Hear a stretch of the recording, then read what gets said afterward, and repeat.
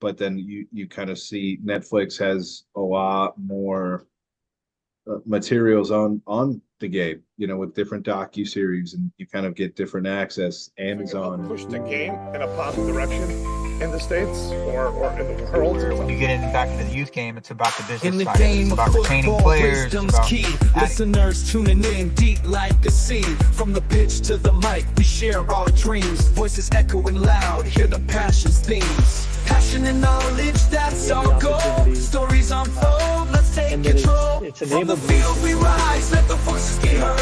Every insight shared, every single word. Football's the game, but wisdom's the prize. Join the conversation, it's time to rise. Time to rise.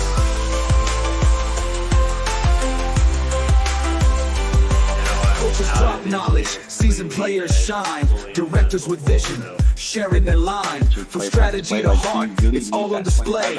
Unfolding the journey, every pass, every play. Learn from the best, feel the drive. In this football world, become alive. From the field we rise, let the voices be heard. Every insight shared, every single word. Football's the game, but wisdom's the prize. Join the conversation, it's time to rise. From the field, we're breaking ground.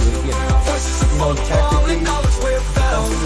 From the field, we're breaking ground. Voices of football and knowledge we're found. I can't tell you.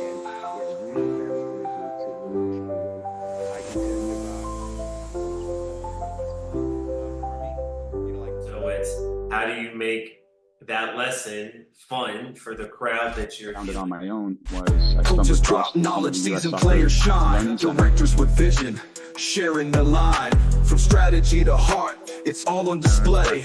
Unfolding the journey, every pass, every play. Learn from the best, feel the drive. In this football world, we come alive. Learn from the best, feel the drive. In this football world, we come alive. From the field we rise. Hello, everyone. My name is Martin Freese, and in this episode, I interviewed as the head coach for Westmoreland County Community College. But as you can see, after the episode, I was hired at one of the branch locations for Penn State University. I work at the Penn State Beaver location now as the head men's soccer coach. So I just wanted to give everybody an update. I hope everybody enjoys the episode. Thank you. Have a good one. Bye-bye. Ladies and gentlemen, please welcome Coach Marty Freese, the newly appointed head coach of Westmoreland County Community College soccer program with a lifetime of experience in the sport. Coach Freese brings a unique blend of playing and coaching experience, combined with a strong military background and passion for building inclusive and successful teams. From his early days playing competitive in Florida to his international soccer experience in the Navy and his successful coaching stints at various levels, Coach Freese is poised to lead the Westmoreland County Community College team to new heights. Join us as we delve into the inspiring journey and explore his vision in the future of the program on From the Field, Voices of Football. Thank you, Coach Marty, for being with me. Thank you for that great introduction. Yeah, no, it's I was searching up on you. Is it Marty or is it Martin? So my actual name is Martin, but I go by Marty because my father's also named Martin. So okay. Yeah, like I said, I was looking into you and it said Martin. So oh man, am I doing the right person? Yeah, it's me. Okay. So again, thank you so much for being on here with me. Thank you so much. First question I got is, can you tell us a little bit about your background in soccer? How'd you get into it? So I started playing at a real young age in Florida, kind of playing in Gainesville. So I played a little bit at the youth level there. I got more interested as I got older. So I started playing club and high school there. And then I joined the Navy. And this is kind of a fun thing. The Navy does have an enlisted Navy team that you can play for, aside from also the bases having teams. So I played on those teams as well. Okay. And then right after your playing days, you went straight to coaching? So I did take a slight break, and I assisted a little bit with some YMCA programs, just to kind of try and give some community service back to Gainesville. And then I was approached to kind of coach one of the soccer teams there. And once I started that, I've continued soccer Okay. since then. Okay. So what's Yeah. been your favorite memory of your playing days so far? My playing days, Mm-hmm. I definitely miss the guys. Okay. The team camaraderie is always fun. You kind of get to see new places and you get to hang out with your friends, and then Right. you get to play soccer. That's what's What not to what like can be about better it. than that, right? Yeah, right. So, So what inspired you to become a soccer coach? well, I like playing so much that I'd like to at least try and give back to it. Um, and in that way, you try to help people as much as you can. Um, and so I started kind of training, young athletes, and as it got more and more serious, I kind of developed my training methods a little bit more to kind of Okay. go to more club and older athletes who are looking to develop and continue along their path. Okay. So I'm gonna go back a little bit because you mentioned that you've started playing at a young age, right? Yes, What yes. was it just because that's the only sport they had, or was you always going for this sport, or how'd you get? Well, so I kind of played sports year round, but soccer was just kind of the one that I really kept gravitating to. Okay. Um, in the end, I ended up just playing soccer and baseball. Uh, Okay. Florida's kind of a hotbed for baseball, so everybody plays it. Mm-hmm. And then, soccer, I mean, it's just kind of nice to be out in the sun. So, Oh yeah, yeah. How do you competing against college students while still in high school impact your development as a player? so when I played club, there is kind of a different age gap there that you Mm-hmm. can play in. Um, so when you're kind of playing against older athletes, the game is a lot more physical than, you know, it is at a younger age. For younger developed athletes, that they're not really kind of playing that physicality method. Okay. So as athletes get older and older and older, and progress from high school to college, one of the key things that I've found that I have to kind of help with is gym work and kind of developing body strength to be able to handle the modern rigors of the game at the adult level. How do your time? Because after you're playing this, right? You went into to the Navy, right? Yeah. And I Okay. played in the Navy as well. And one of the good things about the Navy is you can also compete in the teams in your local area. Okay. So I played for a few teams there, um, kind of at the third and fourth tier of semi-professional. Okay. How do you think your time in the Navy influenced your approach to soccer, not just as a player but as a coach as well? Well, it definitely kind of pointed out, there's times for fun, and Mhm. there's times where you got to get serious and you got to work. So, when you train, there's a technical aspect as a player that you need to work on, and you need to pay attention not only to what you're doing, but what the coach is telling you. So there's a time to be serious, in the aspect of practice and in the aspect of playing the game, you know. But the ultimate goal is to get to the game because the game's the fun thing. Right. So you work towards the goal, and the Navy kind of helped me understand focus and getting to that goal. Okay. Do you think they were a little bit like more tougher, I guess you want to say, in the Navy?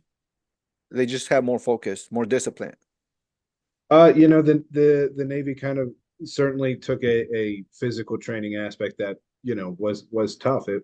You had to develop and you had to continue to physically improve to be able to not only do the military aspect of what you're doing, but if you're looking to play sports at a higher level, you've got to train and you've got to work out and still compete and do the job that you have as a military individual. Okay. So, while you were in the Navy and you were playing, you played in different countries. I think I seen Germany and Japan, right? Can you share a more memorable experience from your international competitions during the Navy days? Definitely playing overseas was fun. Okay. Germany's an interesting country, and they certainly do play at a high level. But when they're done and it's the post game, Germany's definitely a fun place to be. Okay. They definitely make sure that everybody who's participated gets to have fun, um, even if the result wasn't exactly what you were hoping for. Okay.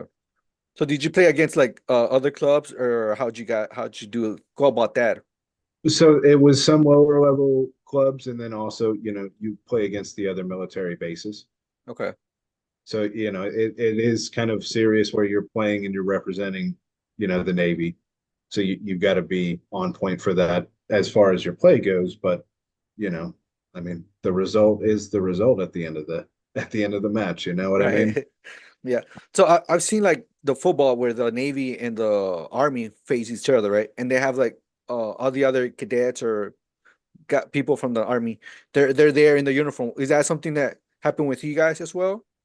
No, not necessarily. So with the Naval Academy, that's a different kind of aspect of what they're Okay. doing against the Army.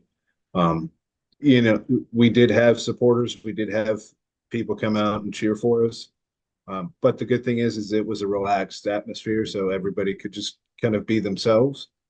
So it was good.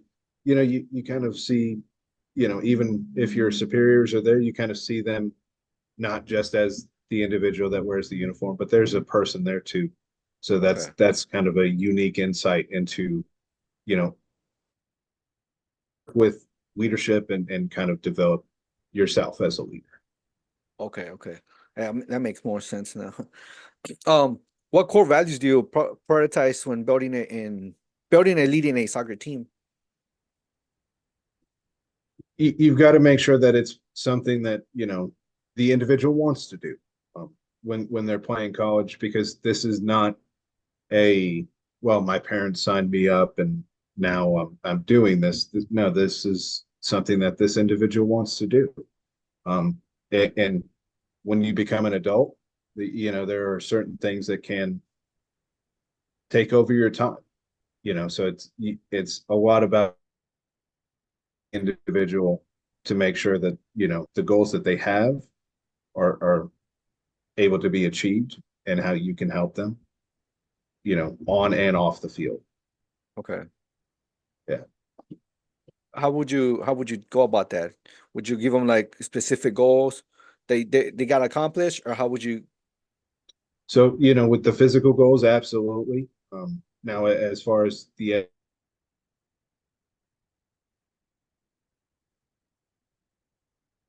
try and make sure that you have the individual with what they need. Some students may need help with English, some with math. So you try to make sure that, they're connected to the resources there at the school that can help them. But then if they need a little bit more, you help them to get connected so that, they're able to, get the education that's available to them at a community college or at a college. And that's what they're there to do, is to be a student. Athlete comes secondary. So you focus on, hey, we're here to develop you, absolutely, as a soccer program, and we love that. We want to help you do that. But we're really here to help you develop as a person. Soccer is always going to be secondary to that. Okay. That's my opinion, and I can certainly, I've argued that a lot. Okay. But that's me. How do you balance developing the individual player with the player's skills with fostering a strong team dynamic? So, at the end of the day, you've got to make it challenging, because there can be a wide range of physical capabilities. There are some guys that are fast, or some guys that maybe aren't as fast. So you train them physically to handle the position that they're going to be playing in, adapting them to the system that you want, and then kind of looking to help train them to, if they can make maybe make a step or two faster, you work to develop that, you know. Okay. Did I answer your question or? Yeah, no, you're good. Yeah, yeah. I'm listening, so sometimes I forget like to ask the questions that I have, so that's why. So it's not like I'm forgetting. I'm just listening to you. Oh, no, no. I'm just making sure that I covered what you Yeah, were asking. yeah, yeah. No, you're good. You're good. So right after your Navy days, you went to coaching, right? Uh, A yeah. little bit. So I started coaching a little bit, just more in the community, not so much at a serious aspect, just kind of helping young athletes find the love for a sport if Okay. they're interested, you know. That's the kind of the good thing. If you start at that young level, you can kind of work at a YMCA, and they can kind of teach you a lot about being a coach, both good and, you know, Okay. sometimes not so. Yeah. So what helped you, or what motivated you to transition from playing to coaching now?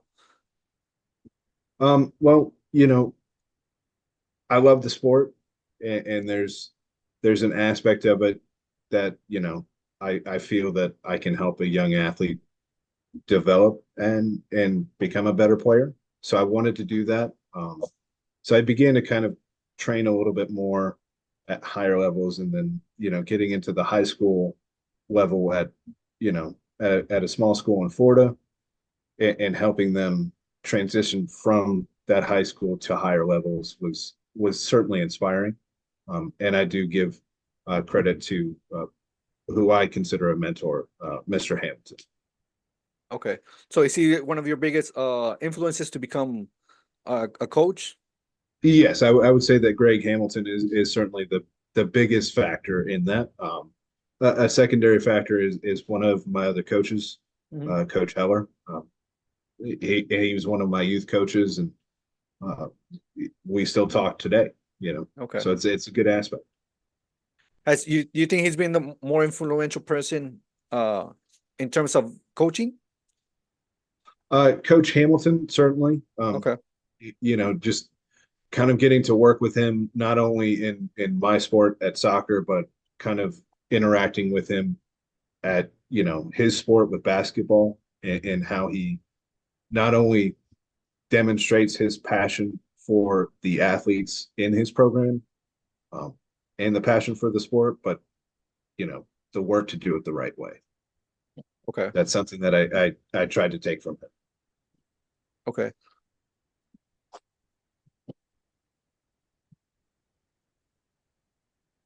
What were some of the biggest, because I know you coached in Florida, right, as well? Yeah. A little bit here. What were some of the biggest challenges you faced when establishing and growing the high school program in down in Florida? Well, one of the aspects is the popularity of the sport does make it easy, Okay. and the open availability of kind of field spaces can certainly make Florida a spot to kind of start a soccer program. But really, you've got to, once you've got the interest, you've got to continue to build on that. And I think that um, you do that on the field, but then you also do an aspect of it off the field where you interact with, you know, young people. You see, hey, are you interested? Would you like to come and play? You know, we've got a team right over here. You Right. know, and so one of those ways that, you know, I kind of certainly tried to take from working down there at the high school level is, you know, person to person interaction. Once you talk to them, you can kind of see if there's an interest, and you can talk them onto the field. So we just go talk to everybody in the high school, like, hey, how you guys doing? And then try to get them interested in the game. So I certainly did that. And then, you know, once you kind of get a few kids, hey, do you have any friends that might want to come play? And then you kind of just you show that it's a fun game, that you build an interactive and instructive, you know, practice, because it still has to be structured, you know, even if they're just learning, you know, Okay. the structure is always going to be there because you build on that base. Okay. Yeah. I remember when I was in high school, there was a soccer like a soccer class. Where all we did was just play soccer. I don't know if you guys in your soccer in your high school, you guys had that, and did you get players from there? So no, we didn't have that, but man, I really kind of wish we didn't have.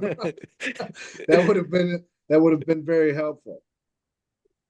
Yeah, because I remember all we did in that class was just play soccer, and then the Yeah. final exam was super easy because like I knew all the answers. It was just soccer, so Yeah, that was, I would have signed up for that class. yeah, it was real fun. Like I said, soccer the whole hour and a half. So Yeah, no, we did have kind of after school kind of a class before practice where kids were free to interact on the field and we showed them a few things here and there that might be close to that, but we sadly did not have a class like that. That would have been fun. okay, I would have made that test a little bit harder. okay. You know, you know. So how long have you been coaching? Because I know when I like I said I was researching you over 5 years. Oh yeah, a little over 5 years. We're closing in on about 8 now. Okay, Yeah, so that'll be an interesting one. It definitely makes okay. it easy to track my coaching career because it started right around when I got married. So Oh, okay. yeah. Um, can you discuss a rewarding moment from your coaching career so far? Uh yeah, so that first goal kind of with the community college Okay. with those young athletes, some of them The one you're didn't at right have now? the one that I'm at right now. Okay. So last season we had a young man named Sam and nice goal and big celebration, of course, because that was kind of the first one back with the program having restarted at the time. So that was a very rewarding moment, and it happened at home. So that was Even better. just even better for us. You know. How's your education in sports and health science and business administration influence your, again, your coaching methods and your program management? So with the business side, you kind of get an aspect of how to handle finances and kind of the multi-level aspect that you do have at a school. So you have kind of a budgetary restrictions as far as gear, you know, tournaments and kind of the league play that you have to pay for. But then there's also the aspect of, well, are you able to offer scholarships athletically, or is it just mainly going to be focusing on, kind of the grants and things that the school has Okay. to kind of help young athletes make the choice to come to Westmoreland because it is a school that's developing and athletically there is some very very big things coming, but it's still a developing school. Okay. So are you like recruiting players to come into your college or not? Not yet. So yes, we do recruit in state and a little bit out of state. We try to kind of keep it around the Pennsylvania area Mhm. for now, just Okay. because it's students are going to be more aware of the area and it's an easier transition than a young man from Florida coming up to the cold of Pennsylvania. All You know, right. So do you go like to the high school games and watch the players like be like, hey, I'm a community college coach over here, come try out for us or something? Do you do that? so both me and my assistant, we do go out to high school games. We try and see as much as we can here in the Pennsylvania area. Mm. Thankfully, the school that I'm at does kind of help us a little bit identify uh, athletes that are interested in our program.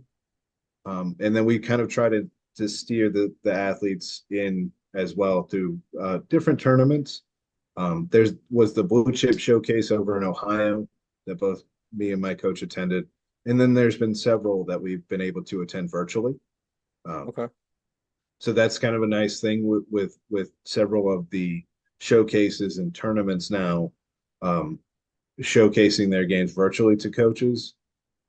We don't have to go to the site, but we can still be there and look at, potential athletes that we would target for our program. Okay. So as you're building this program, what kind of players are you specifically looking for? So we're looking for ones that are going to be interested in, kind of developing the program, So while we are working to grow the program on the field, we also need to have a positive community relationship off the field.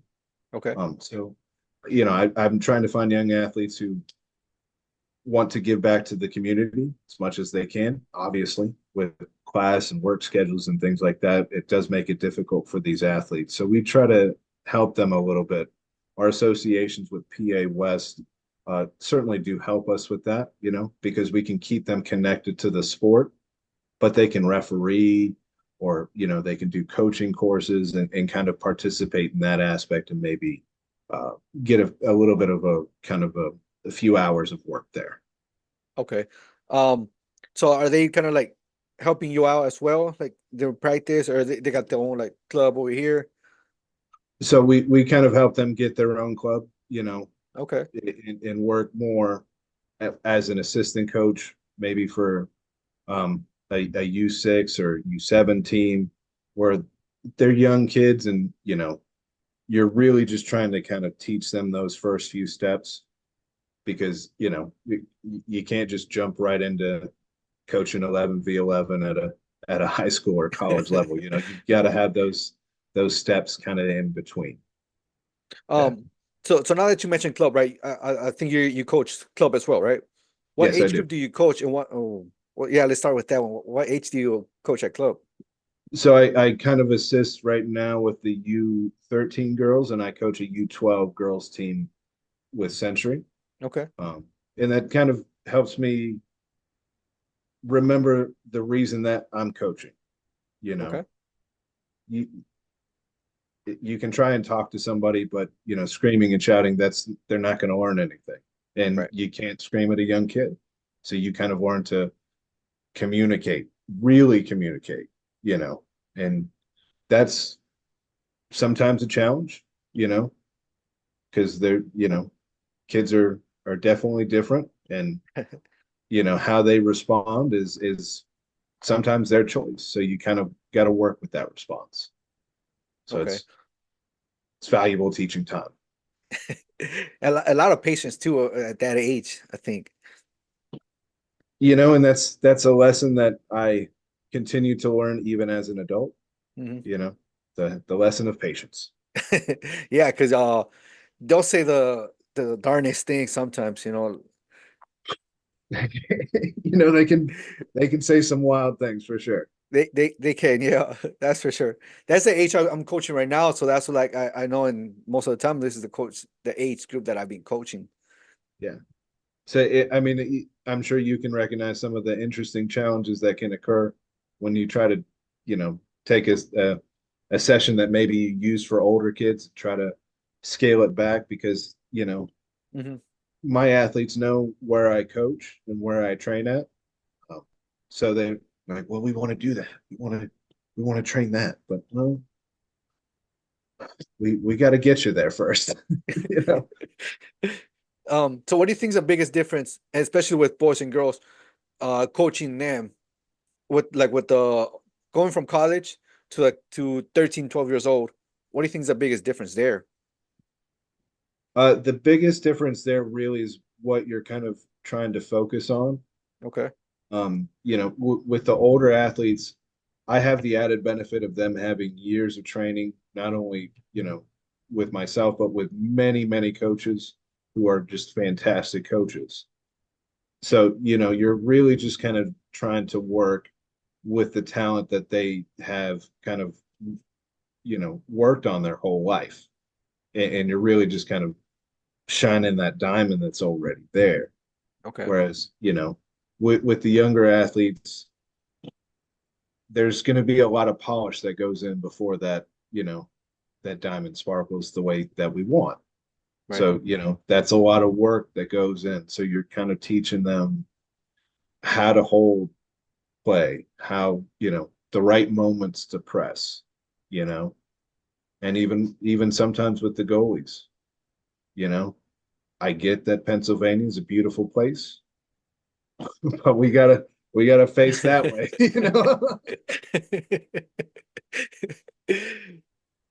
You ever seen that Kicking and Screaming where the goalie's playing with the little butterfly? He's like, "Oh, I'm playing with the butterfly over here." Yes, yes. What about with the girls? I've never coached girls, so but I've read that it's like so much different, like day and night, kind of a little bit. Is that It, it true? it is different. But for me, it's more focused on the age difference than really, um, kind of the gender. Okay. The athletes, with girls, they kind of mature at a faster age. Mhm. So when you're coaching, U12 girls, they're kind of getting more towards a physical and bigger level. So they're able to engage more in the physical aspect of the game. Okay. So you're kind of trying to teach a little bit of that, as well as, for the girls that maybe haven't physically matured to that size yet, how to kind of handle playing against opponents who are bigger and who are going to bully them, because this is going to be an aspect of the game that's always going to be there. Right. you know and even, we can look at Messi. Messi's a great player. Messi is physically, is he the biggest player on the pitch? No, he's not.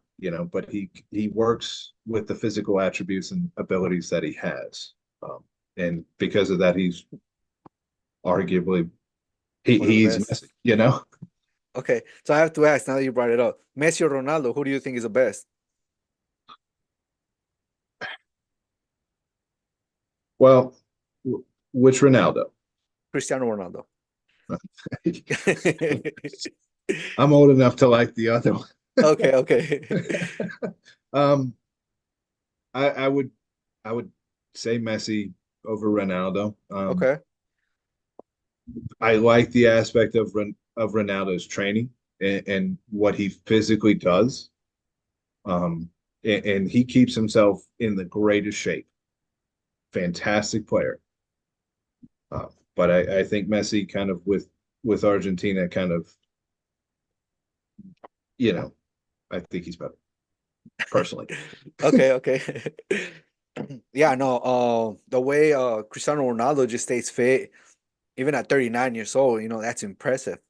The It dedication he's it got. Sorry. Yeah, the dedication is there, and he physically shows it at every team that he's been at. He's always been one of the fittest athletes, and that's something to certainly commend. And I'm certainly not saying that he's not a great player. His club career shows he's certainly an amazing player.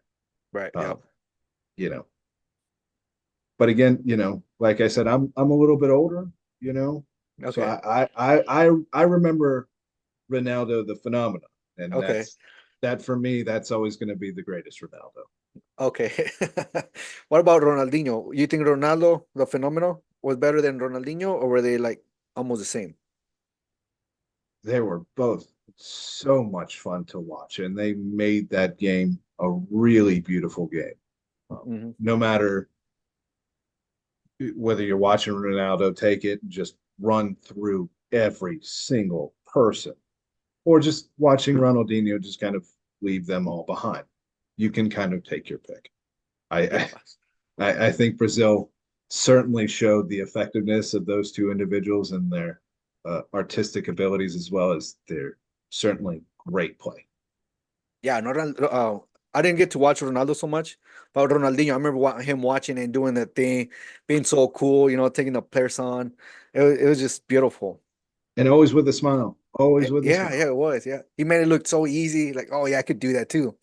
Yeah. Yeah, he really did. And it's just, fantastic to watch. Oh yeah, absolutely. So you mentioned Messi and Argentina, right? Playing for Argentina, Yeah. and there was just the Copa America just ended up yesterday, Sunday. Yes. How do you think that this tournament will contribute to the growth of soccer in the United States? Well, so I certainly think with Messi coming to MLS, that certainly sparked a lot of interest. Mhm. And I think him continuing to showcase this sport at the level that he plays it at in America is always going to continue to draw a crowd and draw an interest. And hopefully that will then, kind of correlate to people, then taking interest in playing. Okay. And I can say, working with young kids and working different camps, there's a lot of messy jerseys, and there's always a lot of kids that want to try and do those things. Mhm. And it certainly does show that he has had an impact on youth soccer, and hopefully Right. that can translate to, you know, adult U.S. soccer. Yeah, no, now that my son don't doesn't watch a lot of soccer, but he knows like Messi, you know. He's like, oh, Yeah, Messi this or Messi that. Like he doesn't even watch the game, but he knows who Messi is. yeah, and just kind of watching him even just for a second, you're captivated by what he does. Mhm. So it's certainly something that's always going to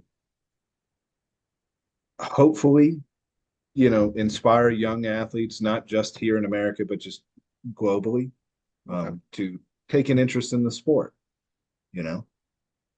Yeah, yeah, no, for sure. Um, now that he's here, have you had the opportunity? I don't know if he's gone to Philadelphia against the Union. Yes, so he's certainly played up here, and I've not been able to see him live just Okay, because when you try to get the tickets, they're gone. they're real and they're expensive too. I don't know how it is over there, but in Kansas City, they're expensive. He definitely does drive a high ticket. He does, yeah. Yeah. But again, with him coming to the MLS, even if you're not able to see him in person, even just watching him on a TV screen is amazing to do. Um, No, for sure. Yep. and even if you're, because I'm in Pittsburgh, so going to Philly, that's a few hours. Okay. Sometimes you don't always want to do that, and Okay. so you can still see the impact that he has when you go to, a local place to watch the game, because people who aren't watching the game, they stop and they do pay attention because he does some crazy things. Yeah, no, for sure. He's incredible. He's gotten slower, but he still has the incredible touch. Even slow, he's he's he still appears to be half half a step ahead of everybody else. Yeah. So same thing. We go back to the same thing. What opportunities do you think you see for young American or young soccer players, and even coaches like ourselves to have the South American team come out here and play in the Copa America? Because like I mentioned, they just had that tournament here. Yeah. So, I said previously, Mhm. I think it's going to translate to young athletes continuing to be interested and then, grow the sport that way. And, you know, as we get a more kind of a globalized game of soccer, not only with the Copa America teams playing in America, but then you kind of see Netflix has a lot more materials on the game, with different docu series, and you kind of get different access, Amazon and Hulu and all of those different kind of subscription streaming services. That's going to drive a kind of the popularity, I think, of the sport in the U.S. U.S. We're always going to have kind of the NFL as a big kind of this is the sport here kind of thing, so they're on that pedestal, but hopefully, you have the access of these other leagues that have been around and can certainly boast a market share value that's if the same or greater in some cases. Okay. With that's going to kind of translate to people wanting to play the game just because you're having more eyes on the game. Okay. Yeah, no, and especially the with the World Cup coming on here in 2 years, Yes, that's gonna be even more eyes on the sport. absolutely. And the fact that they've been able to kind of spread it across North America, I think is great. You know, you can kind of have the added benefit of going to different places and seeing the soccer culture there. Right. Um, you know, because you know the soccer culture in Florida, when you go to an Orlando City game or you go to an Inter Miami game, it's going to be very different from the vibe and the feel that you're going to get at a Philadelphia Union game or going to the New York Red Bulls.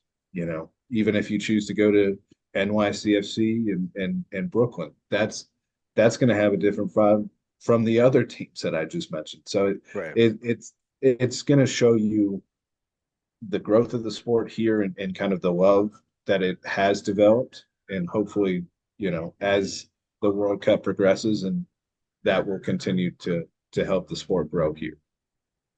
Okay. Yeah. And we mentioned, that with the World Cup and the Copa America bringing more eyes to the sport. Do you think that's gonna affect it, or is that's gonna benefit it, the sport of soccer? I mean, I think it's going to benefit the sport of soccer. Then you have a movement of kids that are interested in playing. So then we as coaches have to take that interest and continue to grow that love of the game. So that's certainly I think it would be an added benefit to U.S. soccer as a whole, Mhm. just because kids are going to be interested, and you get them in front of a coach that cares, and they're going to continue, to show an interest in something with people that are there to be there for them. Okay. Do you think with all these extra people watching the game, you think it's gonna rise increase the price of playing? Because they have the pay to play right now. So that is a system here in America, Hmm.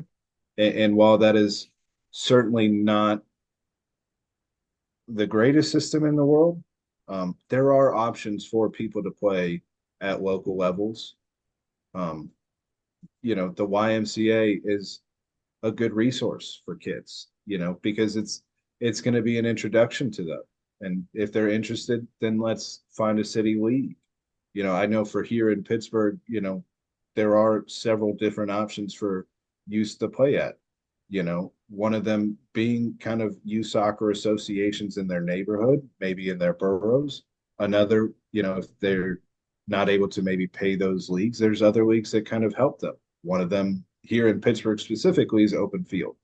Open Field is a nonprofit that looks to grow that game and kind of displays coaches from across the world that have a passion for the sport and are there to help the athletes just have a fun and engaging environment to learn the sport and engage with young people.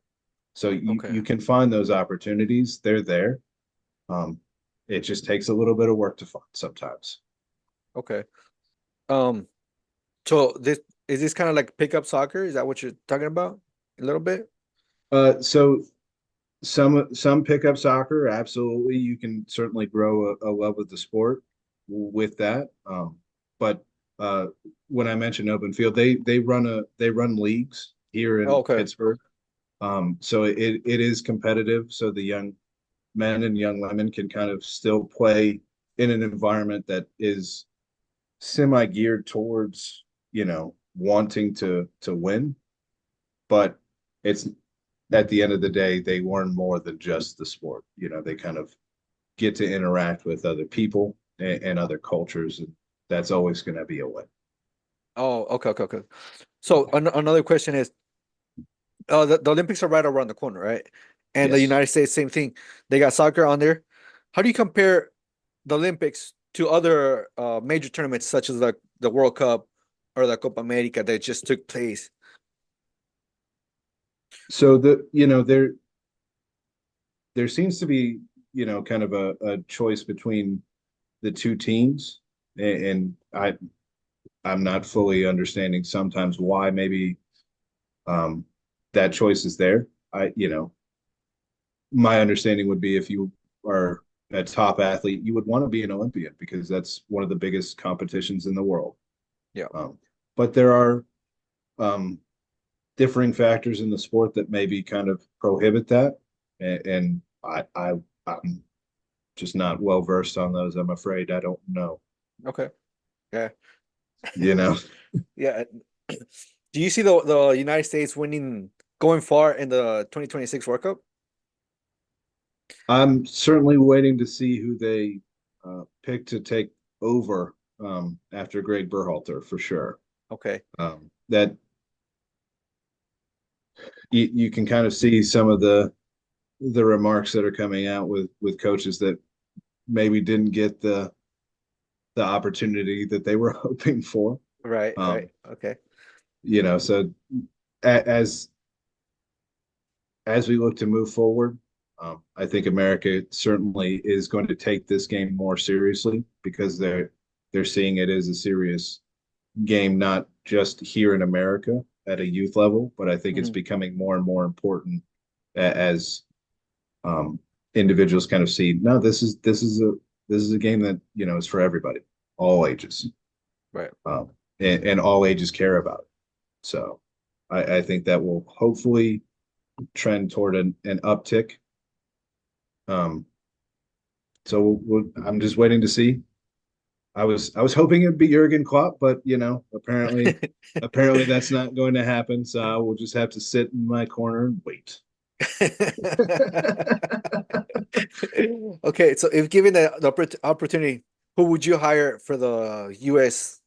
men's national team? Personally, if I was so we're naming any coach. Any coach, yep. Any coach. Oof. Yeah, I'd definitely take Klopp.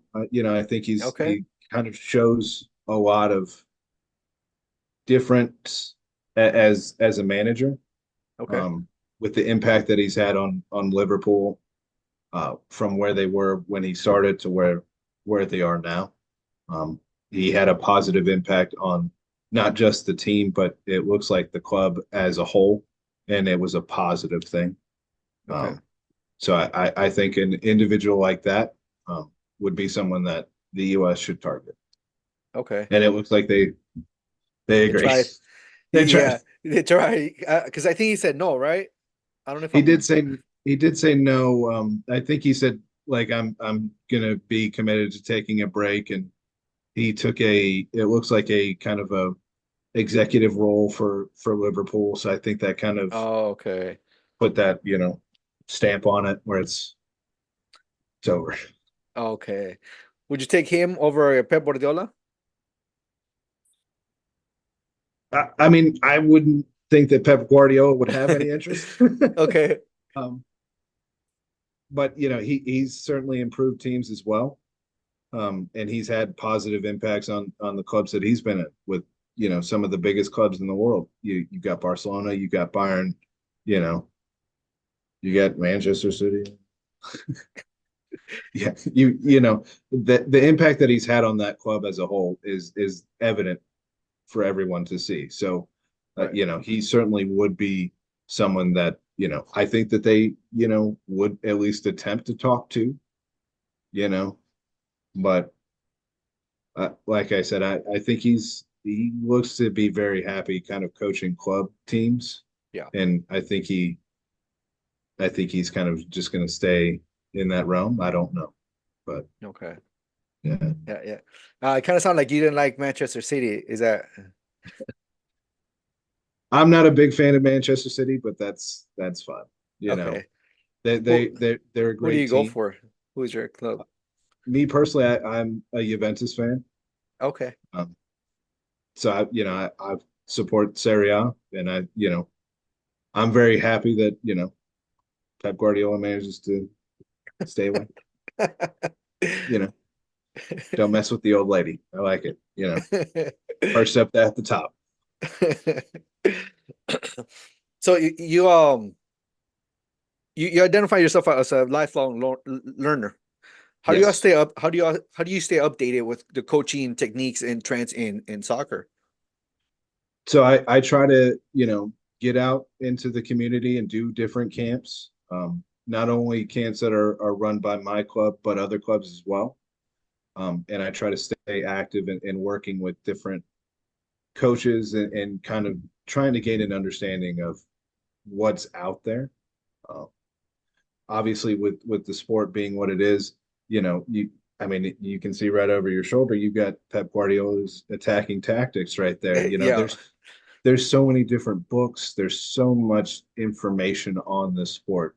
It's really surprising how little you know about the game that you love and have Yeah. played your whole life. Yeah, no, that's for sure. Yeah. I mean, it's evolving so much constantly, every day. Absolutely. And as the world changes, the sport kind of changes with it. You Mhm. know, I used to remember just the goal celebrations, with Eric Cantona just having his puffed out chest, or Alan Shearer just sticking up the one finger, and just run into now we've got, Sues and all sorts of different things. And, it's interactive, and that grows the game too, you Right. know, because it gets people engaged. No, And for sure. Yeah. any way to get people engaged with the sport is always going to be great. Oh yeah, yeah, yeah, for sure. What advice would you give some a new coach who's trying to make a positive impact on their team?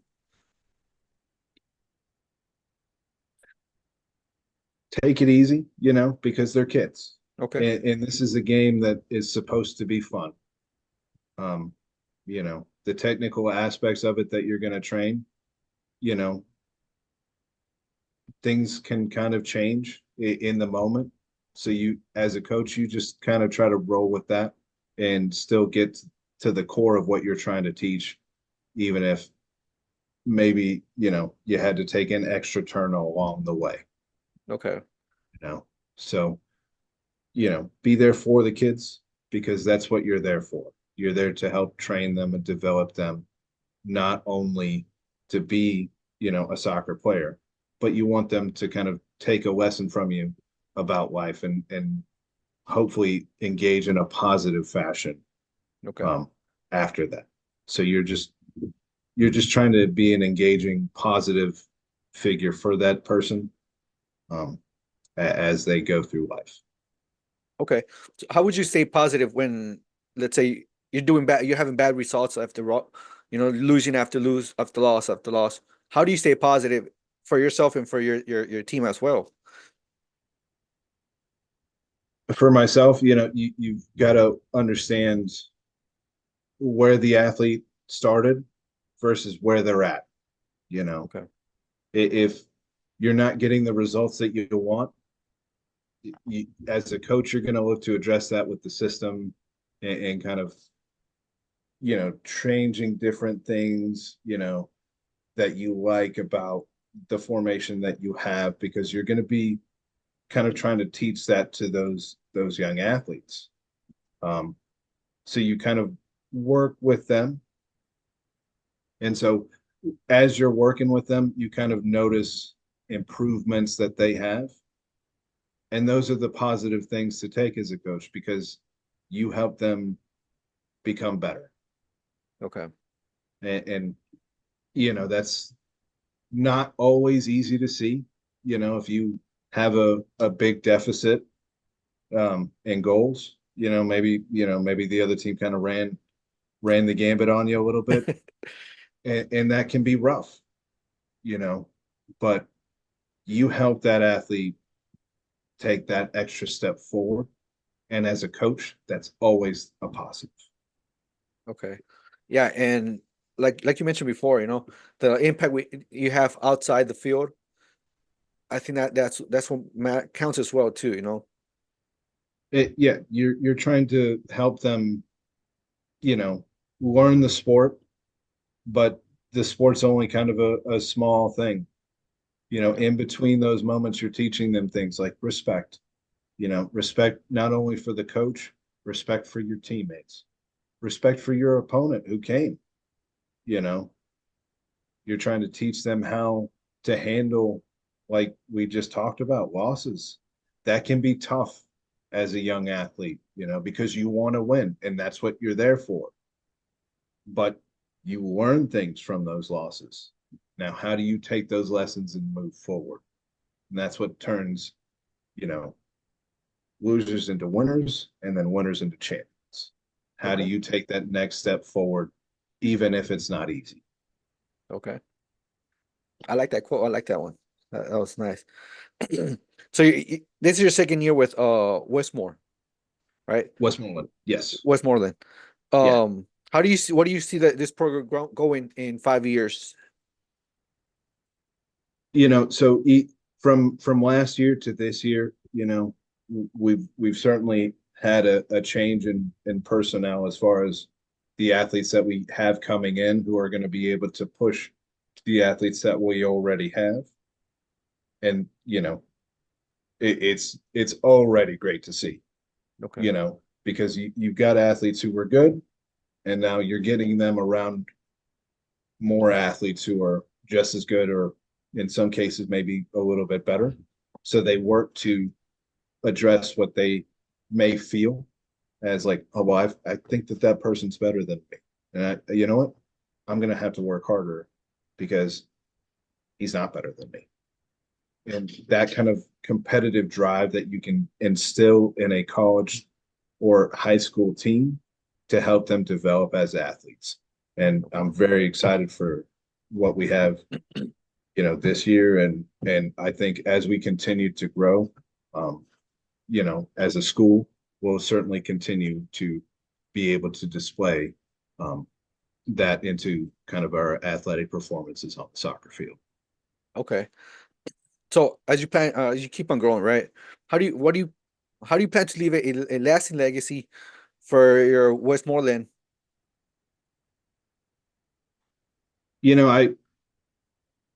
I would really hope that they just kind of understood that I tried to do my best, and that they Okay. take the lessons of, do the right thing at the right time, and the lessons that I've taught them, kind of through my coaching career. And I hope that they take that and use those in their personal lives.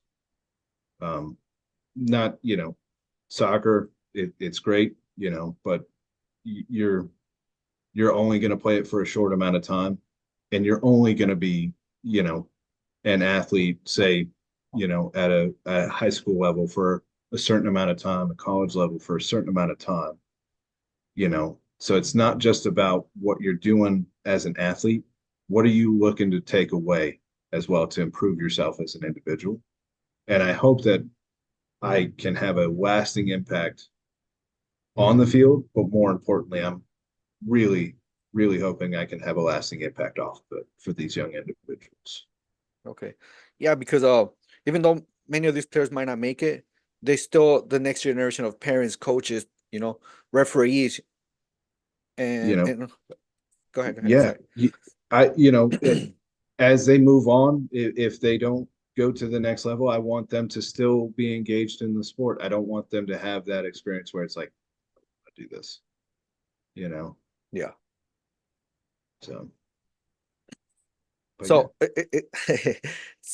this next question is kind of like the similar as the other one, right? What Okay. advice would you give someone who's starting a new career, who wants to pursue a career similar to yours? So they're looking to get into soccer. Yeah, they just I would started their say coaching career. look to kind of get engaged with young athletes. Okay. There's clubs that are going to be in the area, and clubs are always looking for coaches. So look to see if you can become an assistant coach there. And as you're looking to kind of improve, there's different courses and license work that you can do. And just kind of getting that base level of certification and understanding, I think, will help you kind of work to move along the line of, because you don't have to get like a national license. You don't have to do these things to coach, but you do need to know the sport. So are you going to be willing to learn? And how can you take those lessons that you learn and apply it to training young athletes? Okay. That's, we're here as lifelong students. So, just keep learning. Yeah, no, for sure. The license course, it helps you a lot. In my aspect, I don't know. I'm assuming the same way for you. Yes, it certainly did. It kind of laid the groundwork there for what you're trying to do at, a youth level. And then, as you progress up the levels, it gets more interactive with the higher level age groups and, a little bit more in depth and building on the last lessons that you have. You never really forget the first lessons of being a coach, being there for the kids and trying to make sure that, not only are they having a fun time, but it's a learning environment that they feel is safe and inclusive for them. Right, yeah. So I'm currently taking my D license, and that's one of the things, has to be fun and inclusive, that where the players gonna be able to learn. Absolutely, because you're going to have kids who are interacting at different levels, socially, physically, so you're trying to train them all, but you've got to reach them all as a coach. So, you learn how to kind of communicate effectively with everyone. Right. So what's next for you, Coach Marty? So we're kind of gearing towards the start of our season here at Westmoreland. So we're certainly looking to begin our preseason very shortly. And I'm also kind of coaching at Century, so we're just starting the preseason there. So Okay. overall, it's just a lot of preseason work, getting athletes back into the swing of things and getting ready to take on some opponents pretty soon. Excited for all the soccer's coming up then? Oh, absolutely. Absolutely. I'm very excited for it. I've got my suntan lotion all nice and packed away so I don't burn too much. But yeah, Okay. it'd be a fun time. I'm very excited, especially for Westmoreland, kind of how we've been able to grow that program and take it from a year one program to a year two program and continue to build on those success. I'm very excited for that. Okay. I'm looking forward. Hopefully you do good and keep us updated on that. Absolutely. Absolutely. I appreciate it. Thank you. So this is kind of the same question as before, but this is like overall coaching career. As you reflect on your coaching journey, what legacy do you hope to leave for your players and your community as well? Just as an individual, you want to improve your community. So I would certainly look to do that in any way that I can. And my particular skills are in soccer. So Okay. I'm going to try and help young athletes, develop into young leaders. And hopefully those young leaders then take those next steps to becoming, leaders in the community. Okay. And I would certainly hope that, I would have a positive impact on them and that they remember Coach Marty fondly. Now, I think we all, most of the time, we do remember at least one coach that had an impact on us. Absolutely. And that's why you always have to kind of try and help every athlete that you can where they're at and not where you want them to be at, So there's always going to be kind of a wonder of, Okay. Did you have a positive impact on this individual?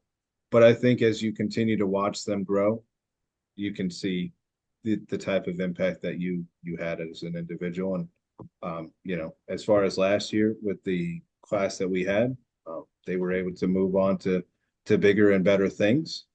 And I Okay. really am cheering for all of them in the walks of life that they choose. And we're here to kind of continue that journey along with the athletes at Westmoreland. Okay. Yeah. So Coach Marty, where can listeners learn more about you? So if you want to interact with me, all you have to do is reach out to Westmoreland County Community College. We are online at Wolfpack Athletics. I also have the fun process of handling the Instagram page. So if the jokes seem a little corny, that's on me. Okay. So we're Wolfpack men's soccer, Wolfpack women's soccer. And that's for Westmoreland. So those are the official accounts if you kind of want to follow the team. If you want to engage with me personally, Coach Marty, I'm found as Martin Freese on LinkedIn. You'll see me.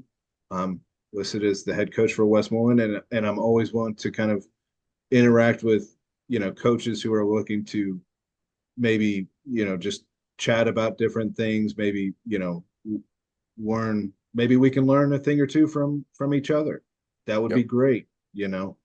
So I can be reached on LinkedIn professionally and through the websites at Westmoreland if you have any other questions on kind of that. Okay. We'll put them on the show notes so everybody can have them there. It's easier for them to follow you. Okay. Thank you. Absolutely. The next couple questions I got for you are just silly, dumb questions that I got for you. Okay. Okay. If the soccer field was covered in bubble wrap, how would you prepare your team for the sound effects during the play? I'm sorry, what? If the soccer field was covered in bubble wrap, how would you prepare your team for the sound effects during play?